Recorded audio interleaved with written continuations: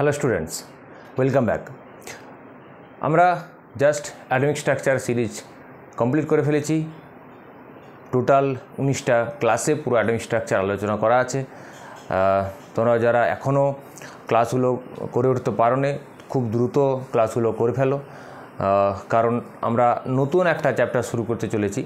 সেটা হচ্ছে খুবই ইম্পর্ট্যান্ট, পিরিয়ডিক টেবিল এবং পিরিয়ডিক প্রপার্টিজ, অর্থাৎ পর্যায় সারণী এবং পর্যায়গত ধর্ম। তোমরা হয়তো নামটা শুনে থাকবে, ক্লাস 9-10 লেভেলে পড়েছো। এনিওয়ে, একটা কোশ্চেন আমাদের মাথায় স্ট্রাইক করে, হয়তো তোমাদের মতো করছে, যে আমরা পর্যায় সারণী পড়বো কেন? কারণ কিছু জানার জন্য তো কিছু একটা উদ্দেশ্য থাকতে হবে, তাই না? তো আমরা এই পর্যায় সারণী কেন পড়বো, কী লাভ পড়ে? তো পর্যায় সারণী পড়ে কী লাভ, সেটা যদি আমরা আগে ক্লিয়ার করে নিতে পারি, তাহলে আমাদের এই পুরো চ্যাপ্টারটা পড়তে এক্সট্রা মোটিভেশনের আর দরকার হবে না, রাইট?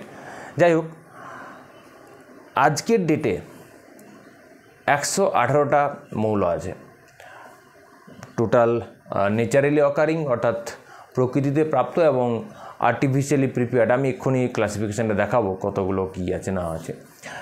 তো এই যে টোটাল 118টা মৌল, তাদের প্রত্যেকটা মৌলের ফিজিক্যাল এবং কেমিক্যাল প্রপার্টিজ আলাদা আলাদা করে মনে রাখা নেক্সট টু ইম্পসিবল, তাই না? যে ধরো প্রত্যেকটা মৌলের অনেকগুলো ফিজিক্যাল প্রপার্টিজ, অনেকগুলো কেমিক্যাল প্রপার্টিজ, তো আলাদা আলাদা করে প্রত্যেকের মনে রাখা খুব মুশকিল। তো এইটাকে যদি এই মৌলগুলোকে যদি আমরা কোনোভাবে সাজাতে পারি, জাস্ট ভেবে দেখো, যে এমন কোনোভাবে সাজাতে পারি যে প্রায় একই ধর্মের মৌলগুলোকে একটা সারিতে রাখা যাবে বা একটা লাইনে রাখা যায়, তাহলে কি বলো তো, তাহলে সমস্ত মৌলের ধর্ম আলাদা আলাদা করে মনে রাখার দরকার নেই। প্রায় একই এক্স্যাক্টলি একই ধর্ম তো দুটো মৌলের কখনোই হবে না। তো প্রায় বললাম যে প্রায় almost same physical and chemical properties, definitely সেখানে অনেক ডিফারেন্সিয়েশন বা অনেক আলাদা থাকবে, সেটা আলাদা কথা। তো অলমোস্ট একই প্রপার্টিজের এলিমেন্টগুলোকে যদি আমরা একটা লাইনের মধ্যে রেখে দিতে পারি, তাহলে সেই লাইনের একটা মৌলে, ফার্স্ট মৌলটার যদি আমরা ধর্ম মনে রাখতে পারি, তাহলে বাকিদের সম্পর্কেও একটা আইডিয়া পাবো। আমি এক্স্যাক্ট বলছি না, আইডিয়া, হ্যাঁ ওটা এইরকম। তো ডিটেলগুলো আলোচনা নেক্সট ক্লাস থেকে হবে। আজকে আমি একটু অন্য বিষয় নিয়ে আলোচনা করব, মানে এই চ্যাপ্টার এলিমেন্ট সংক্রান্ত। তো আমরা পিরিয়ডিক টেবিল বা তার হিস্ট্রি, কোথায় ডোবেনিয়ার থেকে শুরু হয়েছে, যখন তারপর নিউল্যান্ড অক্টেভ সূত্র, তারপরে মেন্ডেলিভ 1868-69 এরকম, মানে 1800 শতক থেকে শুরু হয়েছে এই ভাবনাটা। তখন এতগুলো এলিমেন্ট তো আবিষ্কারই হয়নি, তখন হয়তো হার্ডলি 50-60টা এলিমেন্ট আবিষ্কার হয়েছিল। তো তখন থেকেই এই ভাবনাটা শুরু হয়েছে যে মৌলগুলোর প্রত্যেকটা আলাদা করে ফিজিক্যাল এবং কেমিক্যাল প্রপার্টিজ মনে রাখা টু মাচ ডিফিকাল্ট। তো তখন থেকেই শুরু হয়েছিল। তো সেই জার্নিটা আমরা নেক্সট ক্লাস থেকে আলোচনা করব, যে কিভাবে ডোবেনিয়ারের ত্রয়ী সূত্র থেকে আজকের মডার্ন পিরিয়ডিক ল এসেছে। তো প্রত্যেকটা আমরা একটু একটু করে আলোচনা অবশ্যই করব, এবং আমাদের যেগুলো বেশি প্রয়োজন মডার্ন পিরিয়ডিক ল সম্পর্কে, সেটাই আমরা বিশেষ করে আলোচনা করব। অনেক কিছু বিষয় আলোচনা আছে, অনেকগুলো ক্লাস হবে, খুব এক্সাইটিং হবে, এবং মাঝে মাঝে ছোটো ছোটো ট্রিক আমি তোমাদের দেবো বিষয়গুলো মনে রাখার জন্য, যে কি করে কোনো মৌলের পজিশান মনে রাখতে হয়, কিভাবে অ্যাটমিক নাম্বার মৌলের মনে রাখতে হয়। তো এইগুলো কিছু কিছু সিম্পল ট্রিক আমি তোমাদের দেখাবো। তো পুরো জার্নিটা তোমাদেরকে সঙ্গে থাকতে হবে। এবং হ্যাঁ, যারা এখনও সাবস্ক্রাইব করোনি, তারা অবশ্যই সাবস্ক্রাইব করো, চ্যানেলটা করে রাখো, এবং তোমাদের বন্ধু বা যারা এই সায়েন্স নিয়ে পড়াশোনা করছে তাদেরকে অবশ্যই শেয়ার করো। যাই হোক, এবং অবশ্যই কেমন লাগছে কমেন্ট করে জানাও, আদারওয়াইজ আমি তো বুঝতে পারবো না, অ্যাটলিস্ট লাইক করে তো জানাবেই। যাই হোক, তো এই জার্নিটা আমরা নেক্সট ক্লাস থেকে শুরু করব, যে এই পুরো পিরিয়ডিক যে লগুলো ডোবেনিয়ার থেকে আজকের মডার্ন পিরিয়ডিক ল, তো সেগুলো আমরা নেক্সট ক্লাস থেকে আলোচনা শুরু করব। আজকে আমরা একটু এলিমেন্ট সম্পর্কে জানি, রাইট? এলিমেন্ট সম্পর্কে জানি তাদের, কারণ এই এলিমেন্টগুলোকে সাজানো নিয়েই তো ব্যাপার, যে এলিমেন্টগুলোকে আমরা একটা নির্দিষ্ট অর্ডারে সাজাতে চাইছি, মানে ধরো এরকম ধরা যাক 1 2 3 4 5, ধরো 5টা এলিমেন্ট আছে, তাদের 5টা এলিমেন্টে যদি ধর্ম প্রায় একই হয়, তাহলে আমরা এই লাইনে যদি 5টা এলিমেন্টকে রেখে দিই, তাহলে 1 নম্বর এলিমেন্টে ধর্ম রাখতে পারলে বাকি 5টা মূলের ধর্ম সম্পর্কে আইডিয়া আমরা পেয়ে যাব। এগুলো ডিটেল আলোচনা অবশ্যই নেক্সট ক্লাস থেকে শুরু হবে, এগুলোই তো আলোচনা হবে। যাই হোক, যেহেতু এলিমেন্ট নিয়েই আলোচনা এবং এদের প্রপার্টিজ নিয়ে এদেরকে সাজানো নিয়েই আলোচনা, তো আমরা আগে একটু এলিমেন্ট সম্পর্কে জেনে নিই যে কতগুলো এলিমেন্ট আছে, তাদের ফিজিক্যাল স্টেট, তারা মেটাল নন মেটাল কারা, তাদের বিভিন্ন রকম ক্যারেক্টারিস্টিক্স, একটু জেনারেল ইনফরমেশান বলতে পারো, একটু আলোচনা করে নেওয়া যাক। তো চলো শুরু করা যাক। যেটা আমি শুরুতেই বলছিলাম যে পিরিয়ডিক টেবিলে টোটাল এখনও অবধি টোটাল 118টা এলিমেন্ট আছে। তো টোটাল এলিমেন্ট কত? টোটাল নাম্বার অফ এলিমেন্ট হচ্ছে 118 আজকের ডেট অবধি। তার মধ্যে তোমার নেচারালি অকারিং কতগুলো আর আর্টিফিশিয়ালি প্রিপেয়ার্ড কতগুলো? না, নেচারালি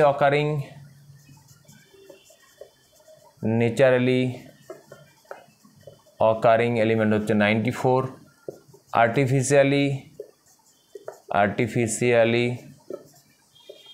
প্রিপেয়ার্ড হচ্ছে 24, রাইট? এই হচ্ছে আমাদের টোটাল 118 এলিমেন্টের মধ্যে। এখন এদের মধ্যে যদি আমরা টোটাল 118 এলিমেন্টের মধ্যে সলিড, লিকুইড আর গ্যাস এটাতে আমরা একটু ভাগ করি, তাহলে কি হবে, কি হবে এগুলো একটু মনে রাখতে হবে। আর মনে রাখার উদ্দেশ্য অন্য কিছু না, যে তোমাদের এক্সামে আসবে তার জন্য নয়। এলিমেন্ট সম্পর্কে আমরা আলোচনা করছি, এলিমেন্ট জানি না কতগুলো সলিড, কতগুলো লিকুইড, কতগুলো গ্যাস, কতগুলো মেটাল, কতগুলো নন মেটাল, তো এগুলো তো জানাটা খুব দরকার। তো সলিড এর মধ্যে গ্যাস হচ্ছে 11টা, লিকুইড হচ্ছে 2টো, আর বাকিগুলো সলিড, তাহলে 113, তাহলে 105, 105। 105টা হচ্ছে সলিড, লিকুইড হচ্ছে 2টো, লিকুইড 2টো আমি লিখে দিচ্ছি, তোমরা জানো, মার্কারি আর ব্রোমিন। মার্কারি হচ্ছে একটা মেটাল যেটা লিকুইড, আর ব্রোমিন হচ্ছে লিকুইড। আর গ্যাস হচ্ছে 11টা গ্যাস কি? হাইড্রোজেন, তারপরে ধরো নাইট্রোজেন, অক্সিজেন, ফ্লোরিন, ক্লোরিন, আর আর বাকি তোমার ওই ইনার্ট গ্যাসগুলো, হিলিয়াম, নিয়ন, আর্গন, ক্রিপ্টন, জেনন আর রেডন। তো 1 2 3 4 5 6 7 8 9 10 11। তো এই হচ্ছে এই হচ্ছে টোটাল 11টা গ্যাস, লিকুইড হচ্ছে 2টো, বাকি 105টা হচ্ছে সলিড। বেশ, তাহলে আমরা সলিড ফিজিক্যাল স্টেট ওয়াইজ তাদেরকে ভেবে নিলাম। এবার এদেরকে মেটাল, নন মেটাল এবং মেটালয়েড নিয়ে যদি ভাবি, তাহলে এদের মধ্যে মেটাল কতগুলো আছে, নন মেটাল কতগুলো আছে, মেটালয়েড কতগুলো আছে দেখা যাক। মেটাল, নন মেটাল আর মেটালয়েড। মেটাল কতগুলো?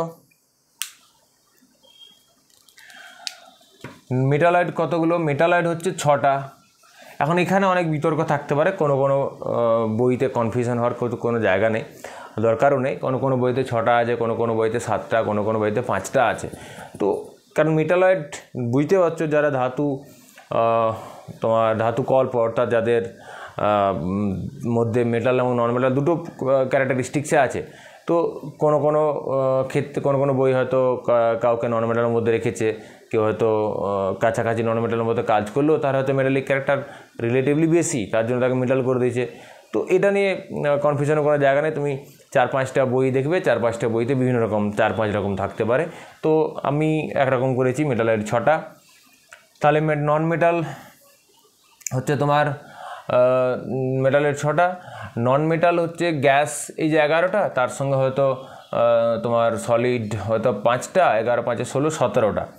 তো এটা হচ্ছে 17, যদি না আমি ভুল লিখেছি, না ঠিকই লিখেছি। আর মেটাল হচ্ছে 95, তাহলে দেখো 101, হ্যাঁ 118, তাহলে 118টা এলিমেন্টের মধ্যে মেটাল 95টা, নন মেটাল 17টা এবং মেটালয়েড হচ্ছে কটা? 6টা।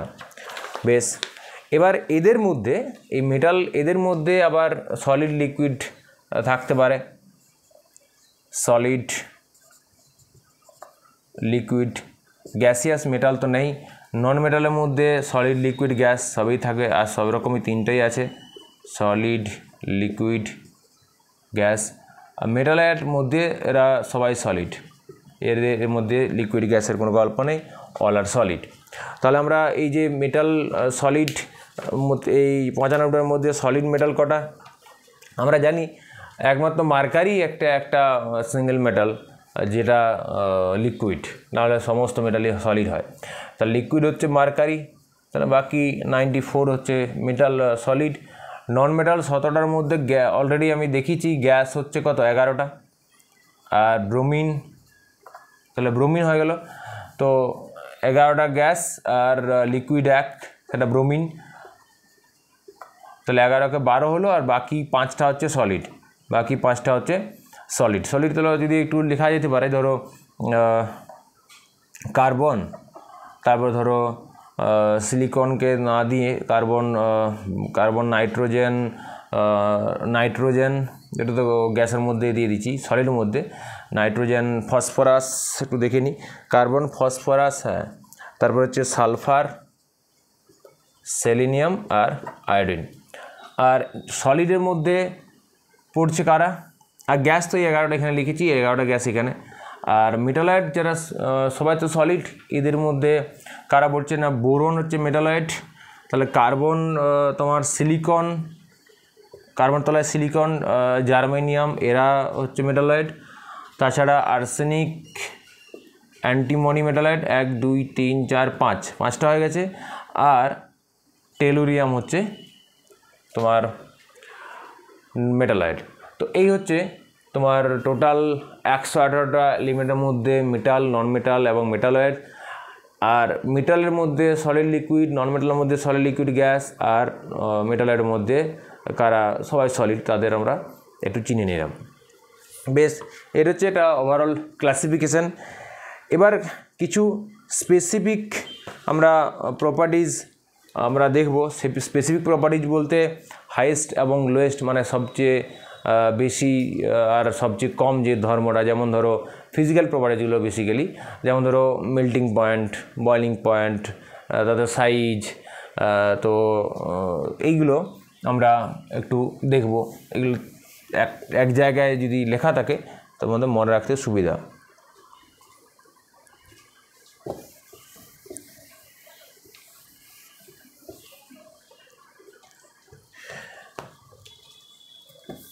তো আমরা শুরু করছি মেল্টিং পয়েন্ট দিয়ে।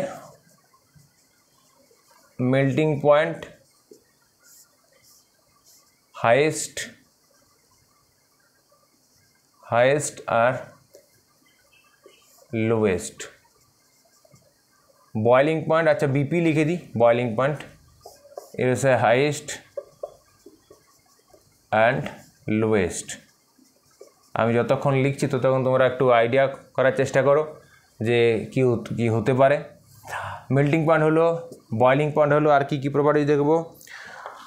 তোমার হেভিয়ার এলিমেন্ট আর লাইটার এলিমেন্ট, বা সাইজ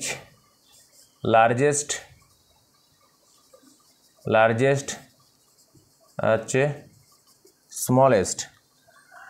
আর তোমার হচ্ছে তোমার হেভিয়ার এলিমেন্ট, এখানে আমি কতগুলো লিখে রাখি। হেভিয়ার এলিমেন্ট এইটাও দেখব। তারপর লাইটার এলিমেন্ট মানে ভারী এবং হালকা, সবথেকে হালকা। বেশ, এইগুলো আপাতত দেখি। তো কিছু গেস তো হয়তো করেছো, দেখা যাক ক্রস চেক করে। মেল্টিং পয়েন্ট সবচেয়ে হাইয়েস্ট হচ্ছে কার্বন, ডায়মন্ড, এই তারা ইলেকট্রোপিট। কার্বনের তো অনেকগুলো রূপভেদ আছে, জানো, ডায়মন্ড, গ্রাফাইট, অনেক রকম। তার মধ্যে কার্বন, ডায়মন্ড বা হিরে সবথেকে বেশি হাই, তোমার মেল্টিং পয়েন্ট সবথেকে বেশি। In fact hardest naturally occurring element সেটা হচ্ছে কি কার্বন। লোয়েস্ট হচ্ছে অবশ্যই helium, no doubtly. Boiling point highest হচ্ছে টাংস্টেন, এর বয়লিং পয়েন্ট সবচেয়ে বেশি। লোয়েস্ট হচ্ছে এগেন হিলিয়াম। সাইজ যদি দেখা যায়, লার্জেস্ট সাইজ হচ্ছে অ্যাকচুয়ালি ফ্রান্সিয়াম, এই যে lithium, sodium, potassium, rubidium, caesium, francium. কিন্তু এটা একটা রেডিও অ্যাক্টিভ এলিমেন্ট, এটা একটা radio active element, radio active তার মানে কি আনস্টেবল।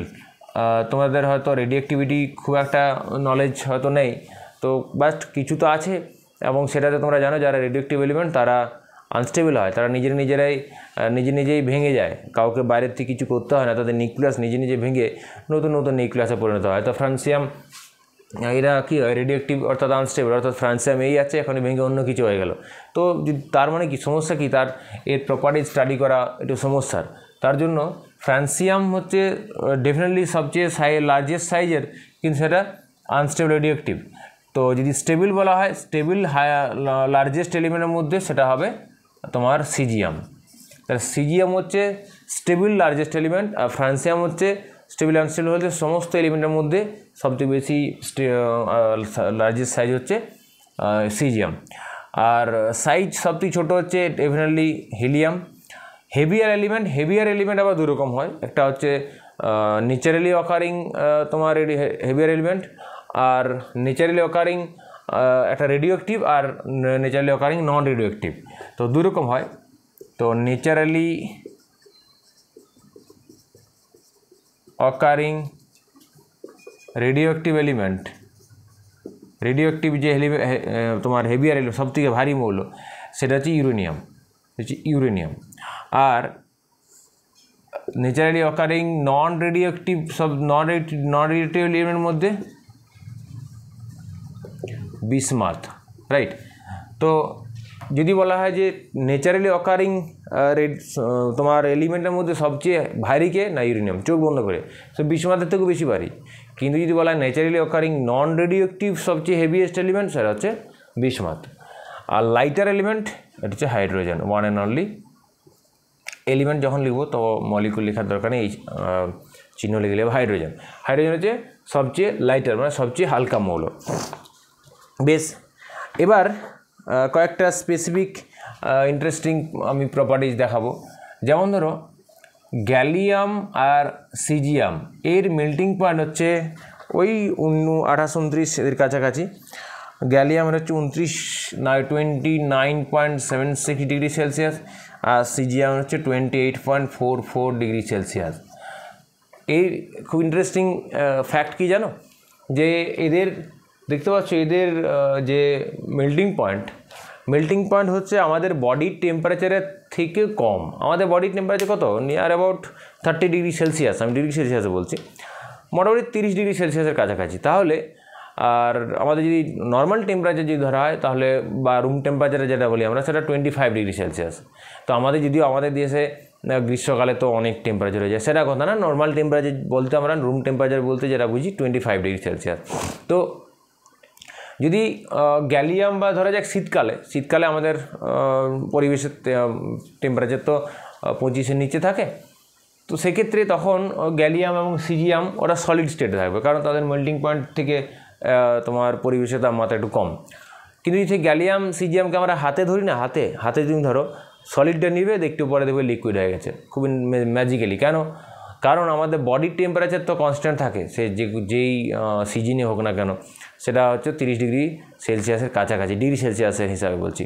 তো সেটা মেল্টিং পয়েন্ট এদের ভ্যালুর থেকে বেশি, অর্থাৎ আমাদের বডির হিট ট্রান্সফার হয়ে গ্যালিয়াম এবং সিজিয়াম কী হতে পারে, লিকুইফাই হয়ে যেতে পারে, ওদের ওরা মেল্টিং পয়েন্ট ক্রস করে যেতে পারে।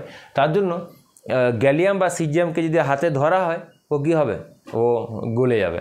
তো এইটা আবার তোমার গ্রীষ্মপ্রধান দেশে, মানে আমাদের দেশে এইগুলো দিনের বেলায় এরা লিকুইড স্টেটে থাকে, আর রাত্রেবেলা যখন টেম্পারেচার 28-29-এর নিচে আসে, তখন এরা সলিড স্টেটে চলে আসে। তো এদের লিকুইড মেল্টিং পয়েন্ট অত্যন্ত কম, গ্যালিয়াম এবং সিজিয়াম।